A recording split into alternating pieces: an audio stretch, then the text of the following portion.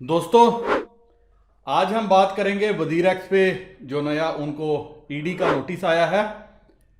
अगर आपको नहीं पता तो ये वीडियो आपको जानकारी दे देगा, और अगर आपको पता है तो जो बाकी के यूट्यूबर्स ने आपको डरा दिया है कि अब आने वाले समय में दिक्कत हो सकती है, तो मैं आपका कुछ बातों को लेके शंका समाधान दूर करना चाहता हूं।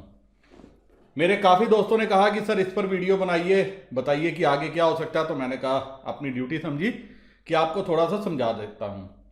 वैसे वजीर एक्स और कॉइन डीसी एक्स और इंडियन एक्सचेंजेस जो हैं ये अपने इन्वेस्टर्स को बड़ा कैजुअली लेती हैं, और मैं अपने सब्सक्राइबर्स का धन्यवाद करता हूं जो समय समय पे वैसे तो मुझे प्यार देते हैं। 99% लोग प्यार देते हैं, और एक आधा परसेंट इक्का दुक्का कहीं से निकल आता है, वो मन की भड़ास निकालता है और उसके बाद गालियां देता है कि उल्टे सीधे शब्द लिख के।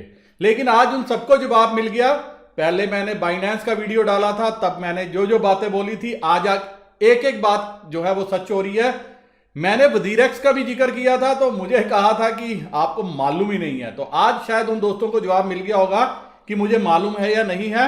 इससे पहले बाइनेंस पे जब यूएस सिक्योरिटीज ने एक इन्वेस्टिगेशन शुरू की हुई है, उसका भी रिप्लाई मिल गया होगा, क्योंकि यही चीजें मैंने जिक्र की थी कि सरकारी जो प्रॉब्लम्स हैं ये आने वाले समय में इनको फेस करनी पड़ सकती हैं, और वही जो है आपकी इन्वेस्टमेंट को लेके कहीं ना कहीं दिक्कत डाल सकता है।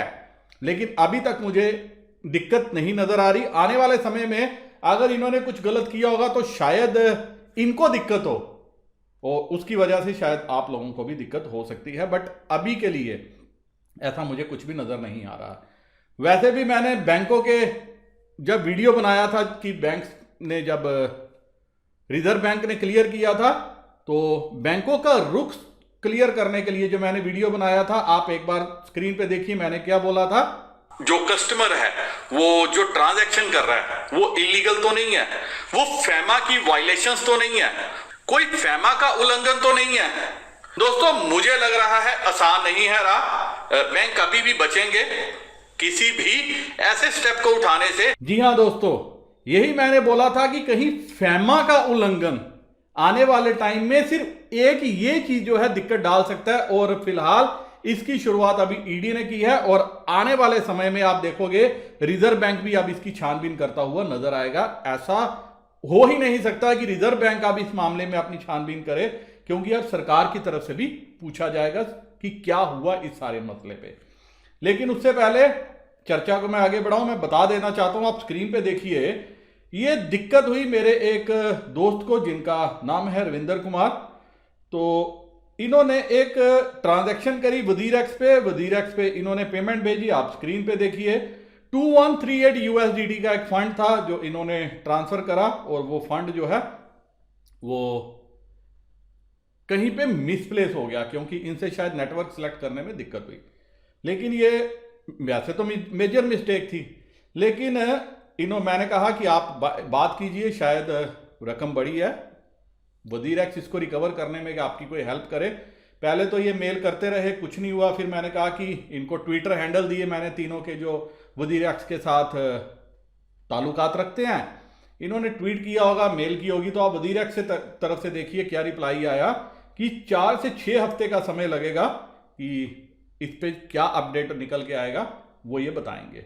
तो दोस्तों, ये प्रॉब्लम है।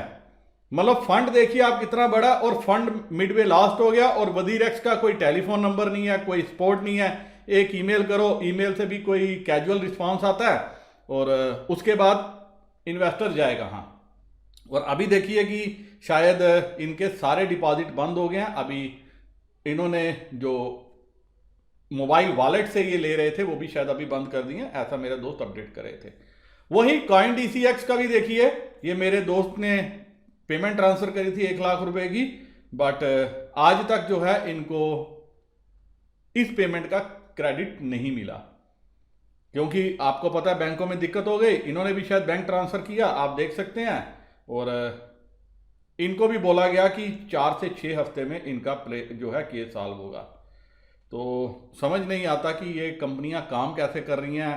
इतना बड़ा डिपॉजिट जो है लोगों का दबा के बैठ जाती हैं और कल को दिक्कत आ गई तो कौन इन पैसे का लेनदार होगा। तो मेरी एक ही एडवाइस है, अगर आपको भी ये दिक्कत आए तो फौरन आपको क्या करना चाहिए, इनको ट्विटर पे ट्वीट करना चाहिए, साथ में कमिश्नर ऑफ पुलिस उनको जरूर टैग करो, क्योंकि उनसे डर के ही अब ये लोग आगे काम करेंगे। या इनको ट्विटर पे ट्वीट करो कि अपना कस्टमर सपोर्ट नंबर जो है वो दो। रीजन उसका ये है कि क्यों इनको देना चाहिए, अगर ये इंडियन एक्सचेंज है, इंडियन क्लेम करती है, इंडियन का इनका सब कुछ है, हमसे ये केवाईसी लेती हैं, हर डॉक्यूमेंट लेती हैं, हम अपना केवाईसी प्रूव करते हैं, तो क्या इनका फर्ज नहीं बनता कि एक कस्टमर सपोर्ट नंबर भी दे, जहां कस्टमर अपने दिल की बात बता सके, अगर उनको परेशानी आती है, कोई प्रॉब्लम फेस होती है। ये क्यों जो है गोरख धंधा बना के चल रहे हैं, क्यों ये अंधेरे में जो है तीर मारना चाहते हैं, क्यों ये 2 नंबर में काम करना चाहते हैं। अगर इनको लगता है कि ये सब कुछ क्लियर कट कर रहे हैं, साफ तरीके से कर रहे हैं, तो इनको खुल के सामने आना चाहिए। और यही रीजन है आज इन सभी को क्या हो गया, ईडी का नोटिस आया। अभी आपने देखा वजीर एक्स पे आया है, कल ये एक एक करके सारी इंडियन एक्सचेंज को आता हुआ आपको नजर आएगा। अब वजीर एक्स का फाउंडर क्या कहता है इस पे, निश्चल शेट्टी जो वजीर एक्स के फाउंडर हैं वो कहते हैं कि they have not received any ED notice on money laundering.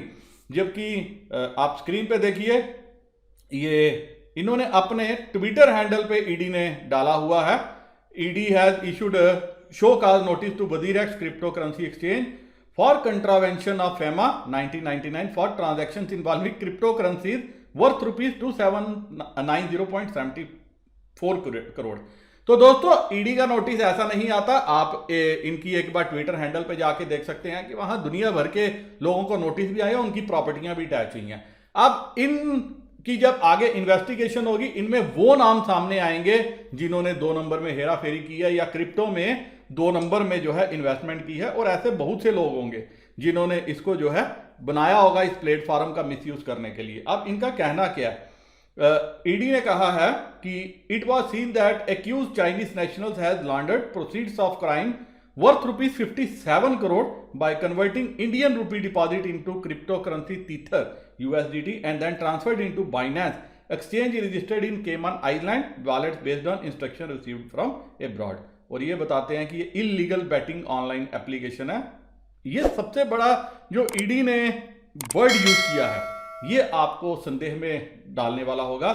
The ED has issued a statement saying that it stumbled upon the transactions of the company during an ongoing money laundering probe into the Chinese-owned illegal online betting application. वही दोस्तों, इन सब के अलावा अब आने वाले समय में शायद वजीर एक्स को इस बात का भी रिप्लाई देना पड़ जाए कि जो इनकी ट्रांजैक्शन है बाइनेंस के साथ, जो इनको एक्वायर किया है बाइनेंस ने, या इनमें जो स्टेक ओपन किया है या जो स्टेक परचेज किया है, क्या वो लॉ ऑफ लैंड को ध्यान में रखते हुए किया गया। वो ट्रांजैक्शंस की भी अब जानकारी होगी, वो ट्रांजैक्शंस में भी प्रोब होगा। क्योंकि ईडी ने जो नोटिस भेजा है वो शायद वजीर एक्स इतनी जल्दी इससे निकल नहीं पाए, लेकिन जिनके भी फंड लगे हुए हैं या जिनकी भी क्रिप्टो करेंसी वजीर एक्स में है, तो उनको अपने वॉलेट में ट्रांसफर कर लेनी चाहिए फिलहाल, ताकि वो उनका फंड सेफ रहे, उसको दिक्कत ना आए।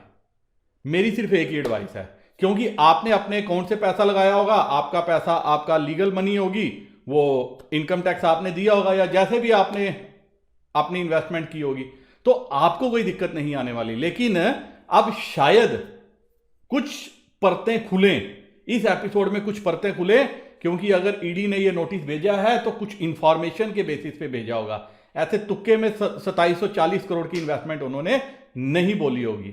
तो आने वाले टाइम में शायद वजीर एक्स को प्रॉब्लम फेस करनी पड़ सकती है। और जिस स्पीड से ये भाग रहे थे, जिस स्पीड से ये चल रहे थे, जो इनके विचार थे, जो इनके सपने थे, वो सपने ये पूरे करना तो चाहते थे, लेकिन शायद बीच में कोई ऐसा इनको सरल भाषा में बोलें तो कोई इनको ऐसा टकर गया जिसने अब इनके ऊपर क्या कर दी, छानबीन कर ली और इनको जो है ईडी के दायरे में ले आया। आपको इससे घबराने की जरूरत नहीं है। मेरी सिर्फ एक एडवाइस यही है, आप अपने फंड को, जो भी आपके पास कॉइन्स होंगे, यहां से फौरन अपने वॉलेट में ट्रांसफर करके अपने पास रख सकते हैं। और अगर कोई लॉन्ग टर्म के लिए आपने कॉइन होल्ड करके रखा है तो आपको हार्ड पेयर वॉलेट यूज करना चाहिए। उसके लिए मैंने डेडिकेटेड वीडियो बनाया हुआ है, डिस्क्रिप्शन में मैंने लिंक दिया, लिंक को क्लिक करके आप वीडियो को देख सकते हैं। और अगर हार्डवेयर वॉलेट ऑर्डर करना है तो वीडियो के लिंक में मैंने वो भी लिंक दिया है कि सेफपाल का वॉलेट बढ़िया है। आगे पीछे आए बाएं दाएं आपको जाने की जरूरत नहीं है, आप लिंक को क्लिक करेंगे सीधा सेफपाल की साइट पे वो आपको ले जाएगा और आप अपना वॉलेट ऑर्डर कर सकते हैं। उम्मीद है दोस्तों आपकी शंका, आपका समाधान दूर हो गया होगा। WZirX को लेके जो भी होगा, सिर्फ आप अपना जो है विड्रॉल फौरन प्रोसेस कर लीजिए। वीडियो यही खत्म करने चाहता हूं, इजाजत। क्रिप्टो विद एसबी ट्विटर पे, इंस्टाग्राम पे, टेलीग्राम पे और सुशांत बख्शी फेसबुक पे आप फॉलो कर सकते हैं अगर आपने अभी तक फॉलो करना शुरू नहीं किया तो। इसी के साथ नमस्कार, जय हिंद।